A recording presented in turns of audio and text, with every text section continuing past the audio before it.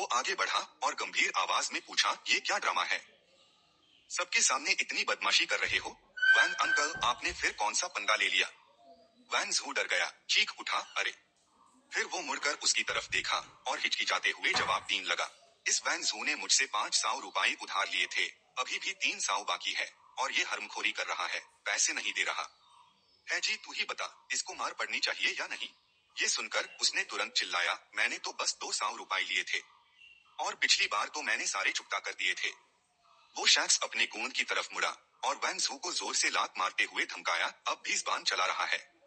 300 रुपए का इंटरेस्ट नहीं देगा क्या? और मार खाना चाहता है? लिन है ने ये देखा, तुरंत हाथ ऊपर उठाया और जोर से पूछा, बस करो, लड़ना बंद करो, कियान भाई। हो सकता है अंकल वैन को गलत याद आ गया हो। मैं अंकल वैन की तरफ से ये पैसे चुका देता हूँ, बोलो ये ठीक रहेगा? कियान की आंखों में एक लाल चमक कौन थी? उसने भारी आवाज में सवाल किया, क्या तेरे पास भी पैसे हैं छोकरे? मेरी दीदी, जो तुम्हारी दूसरी चाची है ना, वो रोज तुम्हारे घर आके कर्जा मांगती है। तुम्हारे पापा तो एक फूटी कौड़ी भी नहीं निकल पाते, और तू ये छोकरा हिम्मत कैसे करता है बोलने की तेरे पास पैसे है? लिन है ने फौरन अंगूठा दिखाकर कहा, बस 1 मिनट। फिर लिन है ने झट से गाड़ी का बूट खोला और झुककर कुछ तलाशने लगा। उसने रुपयों का एक बंडल निकला और ऊंचा उठाकर जोर से बोला, ये देखो, ये पैसे नहीं है क्या? 300 रुपए, ये लो। कियान ने लपक कर ले लिए और हैरत से बोला, अरे वाह, सच में पैसे है। फिर लिन है ने एक सिगरेट का पैकेट उठाया और कहा, भाई ये भी है ना, जरा सब लोग देखो। उसने सिगरेट का पैकेट उठाया, आंखें पतली करके उसको परखा। ये चीज तो कुछ अलग हाय लग रही है। लिन है, सोचा नहीं था कि तू सच में इतना पैसा रखता है। वो फौरन पैल था, गाड़ी के पास गया और बोला, और ये गाड़ी, ये भी कमाल लग रही है, कम से कम लाखों की तो होगी ना? लिन है ये सुनकर जोर से हंस पड़ा और बोला, ये गाड़ी तो मैंने उधार ली है भाई, मेरी क्या औकात की मैं गाड़ी खरीदूं? और वो सिगरेट पैकेट भी, वो तो किसी और ने गाड़ी में रखा था। उसने एक धुएं का छल्ला बनाया और धीरे से खुद से बोला, हाँ, सोचने पर बात तो सही है। लिन है ने वैन जू को सहारा दिया और बोला, कियान भाई, अगर अब सब ठीक है तो मैं अंकल वैन को घर छोड़ आता हूँ। कियान ने शांति से सर हिलाया और हाँ कह दी। लिन है उससे सहारा देकर वहां से निकल गया। वैन जू ने धीरे से पुकारा, आवाज में शर्मिंदगी थी, है जेडाई, मैं तुझसे पैसे कैसे ले सकता हूँ? ये तो बहुत गलत होगा। कोई बात नहीं अंकल, आप अभी जाओ, हम बाद में आराम से बात करेंगे। उसने माथे पर बाल डालकर हिचकिचाते हुए कहा, मैं इतना गंदा हूँ, गाड़ी में कैसे बैठ सकता हूँ? लिन है ने झट से कहा, अंकल बातें छोड़ो, जल्दी से गाड़ी में बैठो। कियान ने गाड़ी को जाते हुए देखा, ठंडी सी सांस छोड़ी और हुक्म दिया, चलो चलो भाइयों, दारू पीने चलते हैं। बगल वाला आदमी तुरंत सहमत हो गया, बोलते हुए गाड़ी में चढ़ गया। लिन है ने सीधा देखते हुए उत्सुकता से पूछा, वैन अंकल, आपका सुनगुई कियान से क्या झगड़ा हो रहा था? वैन जू ने सुना, धीरे से जवाब दिया, मेरा बीटा फोन खरीदने के लिए जिद कर रहा था। मैंने हर जगह से पैसे उधार लिए, फिर भी 200 रुपए कम पड़ रहे थे, कोई और रास्ता नहीं था तो सुनगुई कियान से उधार लेना पड़ा। ये सुनकर उसने धीरे से सांस ली और फिर बोला, आगे से अंकल, उनसे पैसे मांगने की गलती मत करना। वो सब इस एरिया के गुंडे बदमाश है। बस एक फैक्ट्री खोल ली तो क्या खुद को 30 मार खान समझते हैं? ये हाई इंटरेस्ट लोन का धंधा करते हैं, बहुत घटिया काम है। वैन जू की आवाज मजबूती से गूंजी, आगे चाहे जान भी चली जाए, मैं उन्हें दोबारा धोखा टीम नहीं दूंगा। चाहे मेरा हाथ काट दे, मैं फिर उधार नहीं लूंगा। वैसे है जेडाई, तू तो कमाल हो गया है, कुछ ही महीनों में इतनी बढ़िया गाड़ी चला रहा है, और गाड़ी को अपने गांव तक ले आया। अगर मेरा बेटा तेरी आधी भी तरक्की कर ले तो मैं दिल से खुश हो जाऊंगा। लिन है ने तुरंत बीच में टोक कर कहा, बैंक अंकल, मैंने आपको बताया तो था, ये गाड़ी उधार की है, आपसे क्या छुपाना। वैसे ये गाड़ी तो छोटी मामी की जापानीज गाड़ी से कहीं ज्यादा लग्जरियस है। कुछ दूर आगे जाकर उसने पूछा, बैंक अंकल, मैं आपको यही उतार दूं? उसने तुरंत सर हिलाया और कहा, ठीक है, इस बार मेरी वजह से आपको बहुत परेशानी हुई। लिन है ने एक नोट निकला और उसकी तरफ बढ़ाया, अंकल ये 500 रुपए लेकर क्लिनिक जाओ और अपना चेकअप करवा लो, आपको बहुत गहरी चोट लगी है। वैन जू ने सुनकर तुरंत हाथ से मना किया, अरे नहीं है जेडाई अंकल, अब और पैसे नहीं ले सकता। देखो ना, हम किसान लोग हैं, हमारी हड्डियां मजबूत होती है। हमने एक दवा का डब्बी निकला और कहा, तो आप ये रख लो अंकल।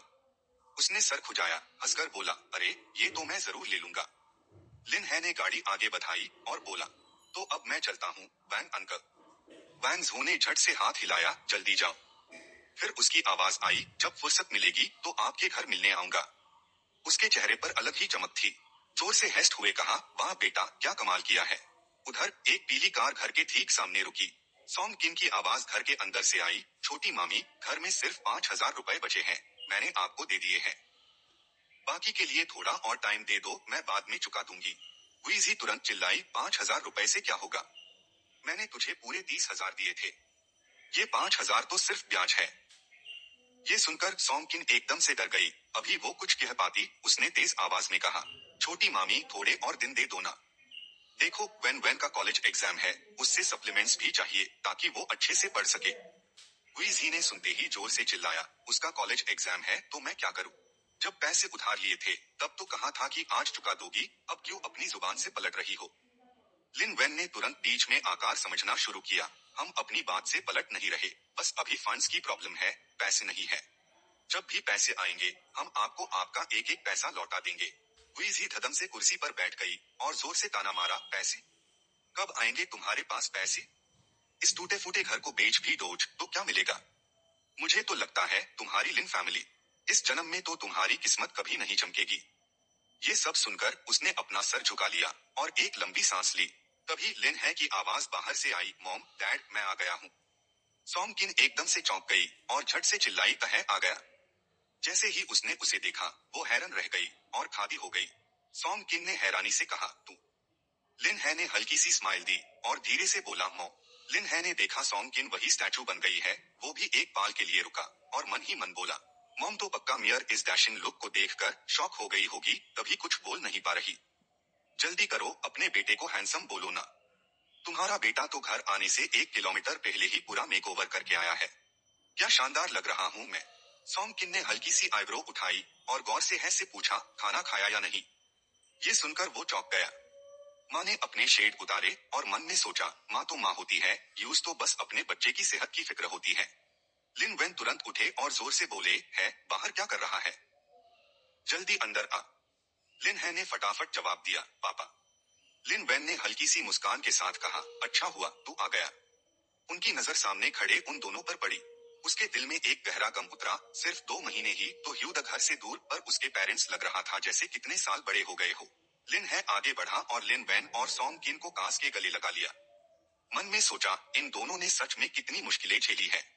अब से सब कुछ मैं संभालूंगा। तभी हुई बाहर से अंदर आई और जोर से आवाज लगाई, क्या हमारे गांव का कॉलेज स्टूडेंट आखिर वापस आ गया? ये देखकर उसने यूज ग्रीट किया, चाची। उसने एक नजर डाली और हैरानी से बोली, वाह, क्या शानो शौकत है इस ड्रेसअप में। इस पूरे लुक पर कितना पैसा खर्च किया होगा ना। लिन है ने फटाफट और अदब से सलाम किया, चाची बहुत दिन हो गए, आप तो काफी पतली हो गई है। हुई तुरंत जोर से हंस पड़ी, ताली बजाते हुए बोली, वाह बेटा, तेरी नजर तो कमाल की है। ये बच्चा जितना बड़ा होता जा रहा है उतना ही मीठी बातें करता है। चाची तो तुझे बचपन से ही प्यार करती है। ये कहकर उसने पीछे खादी गाड़ी की तरफ देखा। अचानक उसके मुंह से एक हैरत भरी आवाज निकली। हुई ने आंखें फाड़कर गाड़ी को देखा और जोर से बोली, अरे, गाड़ी चलाकर आया है। कितनी खूबसूरत गाड़ी है ये। चाची को भी देखने दो, कौन सी ब्रांड की है। उसने कार लोगों को गौर से देखा और फिर जोर से चिल्लाई, तो ये तो सिर्फ एक बेंटली है। मुझे लगा कोई कमाल की लक्जरी गाड़ी होगी। उसके दिल में फिर से एक्साइटमेंट से ख्याल आया, मैं तो अभी कुछ ज्यादा ही बोल गई थी। हुई ने पीछे इशारा करते हुए बड़े घमंड से कहा, देख अपनी चाची की ये जापानीज ब्रांडेड कार। ये जब रोड पार निकलती है तो कौन नहीं जानता इसको। लिन है ने सुनते ही उसकी हाँ में हाँ मिलाई, हाँ ना चाची, आप तो मुझसे ज्यादा कार के बारे में जानती हो, मैं क्या जानूंगा। ये गाड़ी तो मैंने बस टेम्परेरी ली है।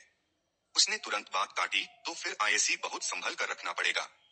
अगर इसको जरा सा भी स्क्रैच लग गया ना तो ये घर बेचकर भी इसका नुकसान नहीं भर पाएगा। ये सुनकर उसने सर हाईलाइट ह्यू कहा, हाँ चाची, आप जो भी बोलो सही है। हुई ने लिन वैन की तरफ देखा और जोर से बोली, सुनो लिन वैन, बेटा तो वापस आ गया है, अब वो जरूरी बात तो पक्की कर लो। अगर आज भी मेरा पैसा 35,000 है, एक पैसा भी कम हुआ तो भूल जाना कि मैं यहाँ से हिलूंगी। ये सुनकर वो चौंक गया और फटाफट अपनी बात कहने लगा, चाची मुझे तो अच्छे से याद है कि मैंने आपसे सिर्फ 30,000 हाई उधार लिए थे, ये एक्स्ट्रा 5,000 कहाँ से आ गए। उसने आंखें फाड़कर गुस्से से चीखते हुए कहा, जा बैंक से पूछ ले। बिना इंटरेस्ट के तो वो कब के बंद हो चुके होते। जब मैंने तुझे पैसे दिए थे तब तू कह रहा था कि लिन वेन को हॉस्पिटल में एडमिट करना है और लिन वेन को आगे बढ़ने के लिए भी पैसे चाहिए थे। इसीलिए तो मेरा दिल पिघल गया और मैंने तुझे पैसे दिए। किसने सोचा था कि अब पैसे वापस लेना इतना मुश्किल होगा। अगर पता होता तो मैं कभी उधार नहीं देती। अब तुम सब बेड लॉग बन गए हो और मैं ही सबकी नजरों में बुरी बन गई। तुम लोग तो इंसान ही नहीं लगते। सॉन्ग किन डांग रह गई और गुस्से में जवाब दिया, पर चाची आप ऐसे तो इंटरेस्ट नहीं जोड़ सकती। लिन वेन रूम से भागती हुई बाहर आई, घबराहट में चिल्लाई, माँ। सॉन्ग किन ने मुड़कर देखा तो लिन वेन आंसू पूंछते हुए जोर से बोली, मैं स्कूल नहीं जाऊंगी, अब मैं काम करके खुद पैसे कमाऊंगी। सॉन्ग किन ने तुरंत उसकी बात काटी और चिल्लाई, तू ये क्या पागल जैसी बातें कर रही है मेरी बच्ची। उसी बाल लिनहे ने मोती पैसों की गड्डी उठाई और उनके सामने रखते हुए चाची से कहा, जरा ध्यान से देखिए ये क्या है।